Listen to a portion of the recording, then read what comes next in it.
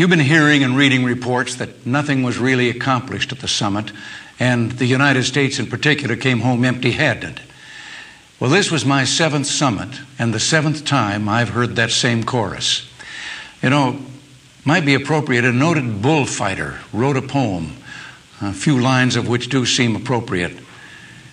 The bullfight critics ranked in rows fill the enormous plaza full, but only one is there who really knows, and he's the one who fights the bull. The truth is, we came home from this summit with everything we'd hoped to accomplish. And tonight I want to report to you on decisions made there that directly affect you and your children's economic future.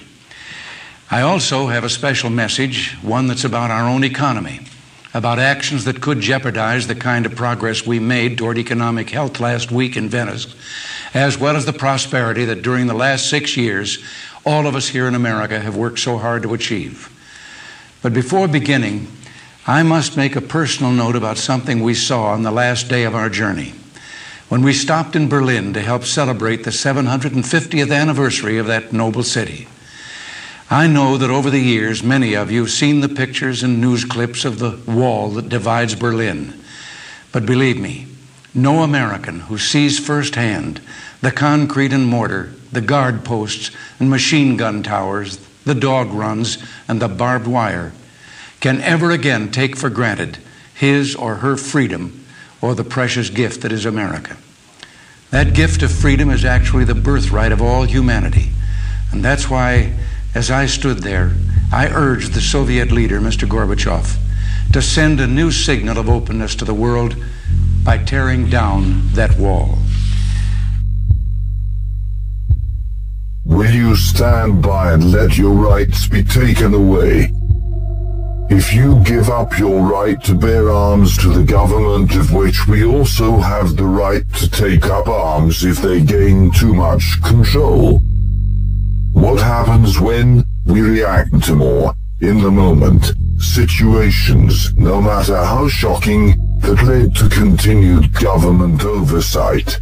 What happens when we, the people, formed from the very rights we are giving up, give away our personal freedoms that allow us to be a free state? We aren't free anymore. We aren't self-governing. We are a totalitarian state, relying on government to control all aspects of our lives, instead of being individuals willing to do it on our own. I really don't understand what's going on in this country. Yes, violence is there, but whether it be a pipe bomb or just a bomb Unabomber, Oklahoma, somehow we are forgetting how we got here and what made us come here in the first place. A gun, a bomb, anything. Are we going to take away plumbing liquid because you can make bombs from it? Soap. Or can the people of this country take some ownership, not just the parents, but the people that surround their own children that can just listen and hear? Step in, do what you can. It's not foolproof, but it's a preventative measure. Like anything else, if you create enough headaches, it's not worth the time. If you create publicity and only react after the fact, you create fame and martyrdom. We came to this country for free enterprise, free religion, freedom of government, yet we are spitting right at that. Our choices continue to create the problems and ultimately create more control. We've removed the word God in its ambiguous nature from school. But the core values of most religions are the same. 95% of the population believes in God. Are we now letting the minority control what we can and cannot say? Prayer is universal in all religions. So, what have we done wrong by saying one nation under God? Nothing. Strip our core values and we begin to falter, and the good people begin to walk away, rather than intervene. There is no bravery in that.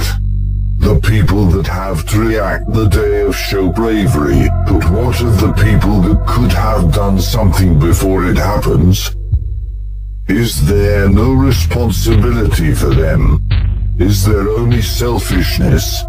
Or do they grieve with you when we lose what we love but could have saved that which we grieve for?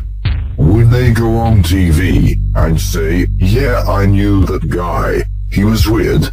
Well, where the hell were you? People must begin to realize the police, the government protection agencies are a cog in the machine designed by us.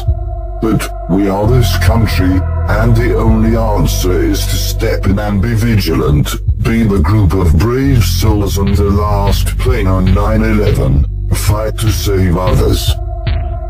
Fight to stop this thing from going to the White House. The terrorists don't care about our laws, nor do the criminals, only the people that abide by them do. So, give us broomsticks to protect ourselves and put guns in the wrong hands. Good plan, America. Next up, give healthcare to the government, because we didn't learn from Germany that the 80% income tax on it got us nothing in return, no innovation, and 2-year waiting periods for surgery. Learn some history, grow a pair as a parent, tell your children the right things, be an individual, be American, and quit relying on the government to mandate when we fail at our own responsibility. Thomas Jefferson is rolling in his grave at the right we were given, without requirement for militia, to protect ourselves and bear arms.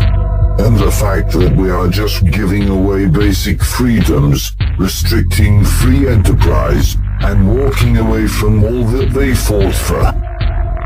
Don't read his words wrong.